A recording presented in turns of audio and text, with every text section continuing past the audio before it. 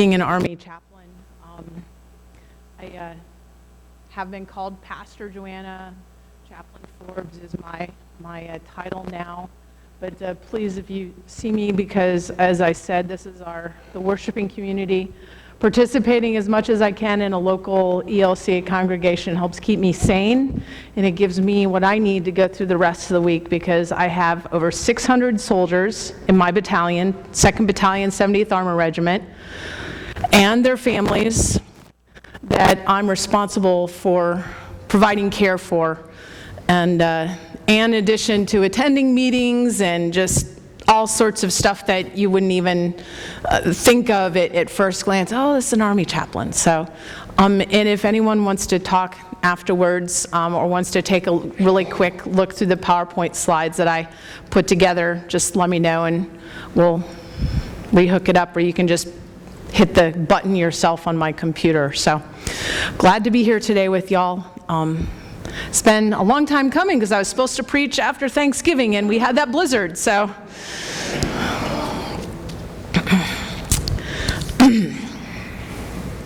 I have this rather silly habit of thinking through what I might do if I end up in a disaster. I'd say the two most common disasters that I think about in my head in this little game are house fire or a plane crash. In both situations, I start to think about things that I might try to grab on my way out. Cell phone, wallet, my government ID, a credit card, my purse, things I can't replace that are of sentimental value. Like, can I get it on the way out? In reality, though, I read about this one time. They've learned that people in plane crashes that were initially survivable will stop to try to grab their stuff. They slow themselves down, they clog the aisles, and as a result, people die because they're trying to get their stuff. Have you ever played little mind games like that with yourself, little mental games? What would I grab? How could I do that? And then you start thinking about, well, how dumb is that?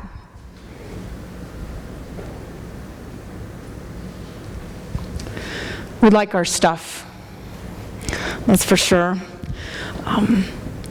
Famous recently over the past few years, Tiger Mom, as she calls herself, Amy Chua, and her husband proudly and repeatedly write about success, only as it fits this narrow definition, which is summed up by Oliver Wendell Holmes Sr. He summarized success as the gaining of money and power. Money and position. If I'm going to quote, I better get the quote right? She even wrote a book teaching people how to basically browbeat and control their children into being rich, famous, and successful. And everything else is failure. But it's not like the church is really immune to this either, right?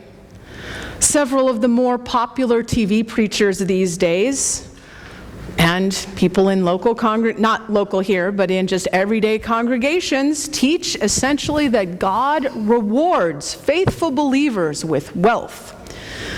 And that if you're not wealthy and healthy and successful, it means you've been a bad Christian and God is withholding blessing from you.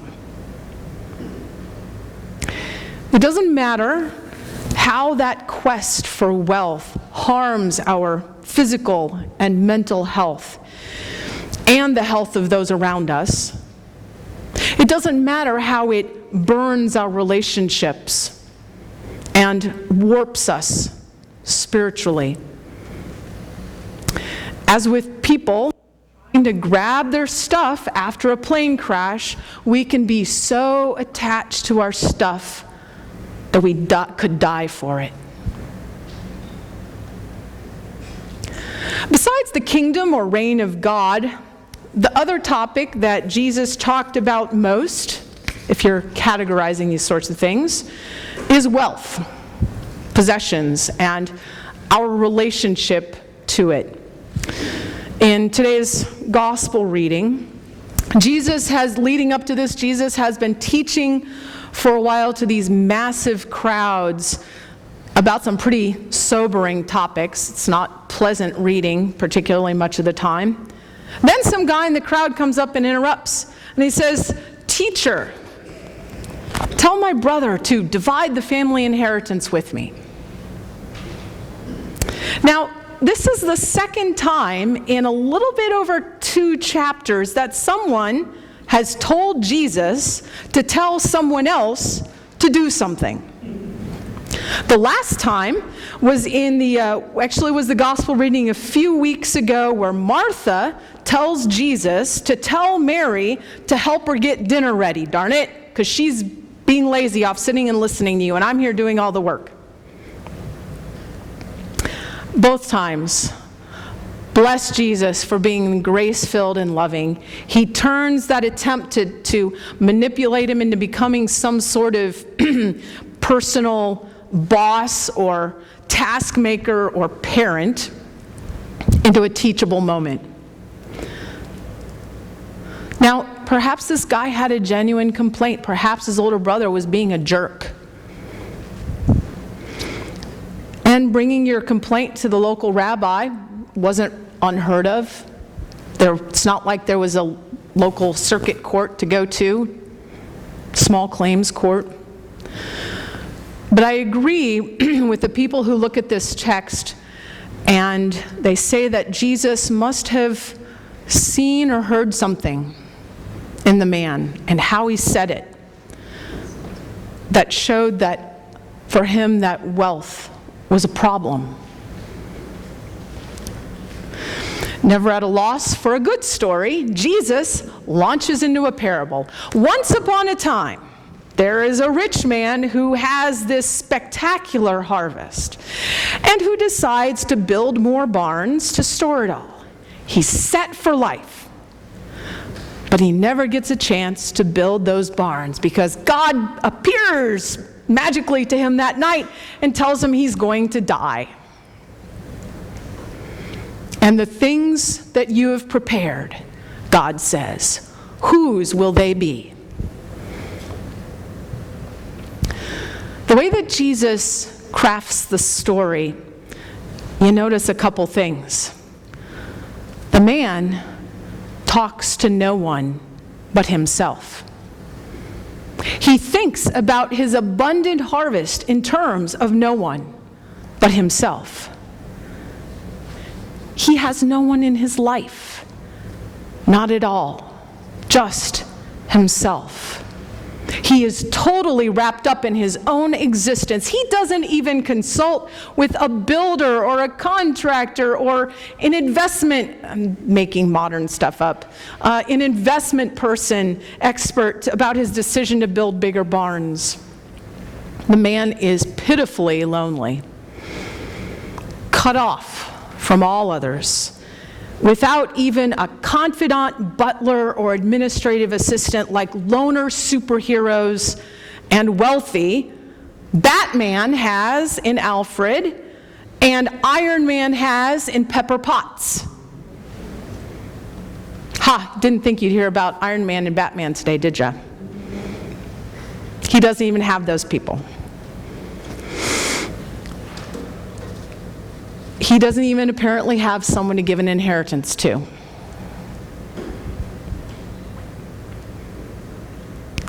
Let me first say that this parable isn't saying that somehow all rich people are doomed or that you shouldn't prepare for retirement. That's not what this is about. While Jesus cautions repeatedly about the dangers of wealth, he never says that rich people are just done for as a class.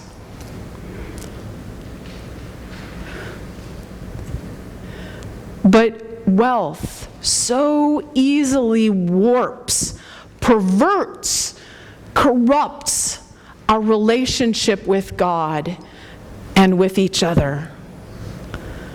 I asked the kids, Have you seen somebody fight over a toy or fight over who's gotten a touchdown or whatever in a playground game? They're all like, mm-hmm. How many of y'all have seen know people who are fighting over an inheritance? Well, I wanted that particular piece of furniture, and she wouldn't let me have it. Those are just simple examples. Acquiring more wealth, especially today, becomes an end in and of itself, and the ends start to justify the means. Gradually and so easily, wealth becomes our source of security. This rich fool thought that he was set for good with his bumper crop, and he was all safe and secure. He didn't need anyone else, didn't want anyone else, certainly not God.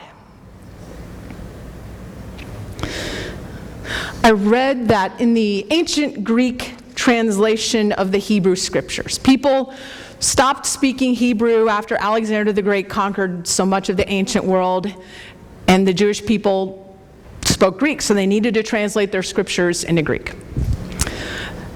In that translation, they used the word fool to mean a person who rebels against God or whose practices deny God. Now, if you pick up the ELW and would happen to look in the back at Luther's Small Catechism, it says some stuff about that in the explanation to the first commandment. There's also some other stuff in there about the commandments and in the Lord's Prayer about that. People who deny God or rebel against God. The farmer ignores God, ignores his neighbors around him without a thought for loving his neighbor as he loves himself. To Jesus, when we, as one scholar put it, choose to live in a world of one. That phrase just jumped out at me when I read it. When we choose to live in a world of one, we are fools, sinful fools, poor, lonely, pitiable fools. In the end, as one writer put it, the man didn't consider his own life was on loan from God. All that we have and all that we are, and that phrase is right from a song called We Are an Offering, it's right there in the hymnal too, belongs to God. All that we have and all that we are belongs to God. And that's bad news for us. You know, everything is a gift from God. It's on loan. It doesn't belong to us in the end. We think it belongs to us. I think my stuff belongs to me. My sister got this for me. My people in Sharon Springs, Kansas got this for me. This was a gift from the women in Galatia, the church there. You know, belongs to me. I bought these. But it's on loan from God. It's on loan so that we can be caretakers of it. The old-fashioned word stewards. To care for our own needs, yes, but to use for the benefit of our neighbors in need. For God's creation. But as Jesus' death and resurrection showed us, we like to hang on to our stuff and our lives with tight fists, and we'd rather stop and grab it rather than get off a burning plane.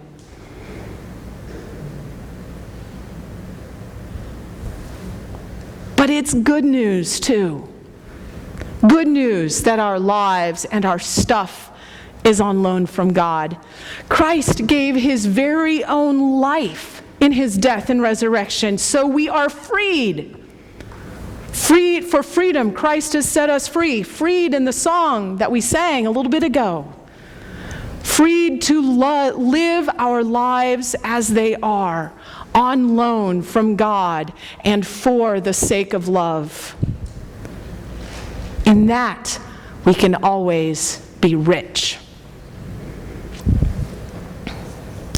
I came across this story where an author, Florence Ferrier, didn't bother to Google who she is. Y'all can do that later, hopefully. But she wrote about a social worker in poverty-stricken Appalachia. The Sheldons were a large family in severe financial distress after a series of misfortunes.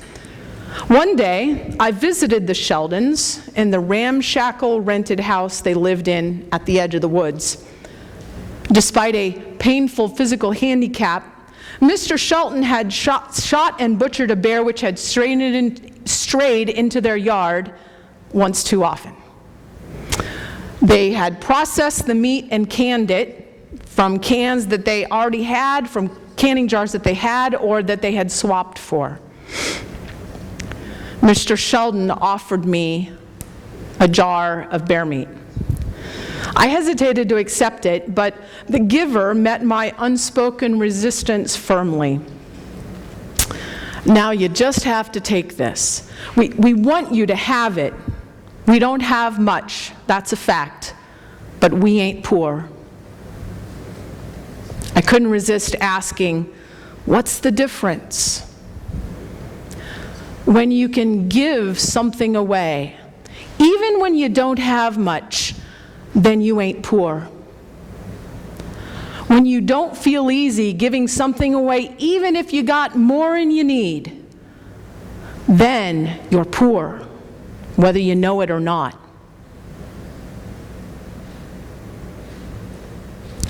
And the things you have prepared, whose will they be? When those things and us belong to God, the answer really isn't a problem, is it?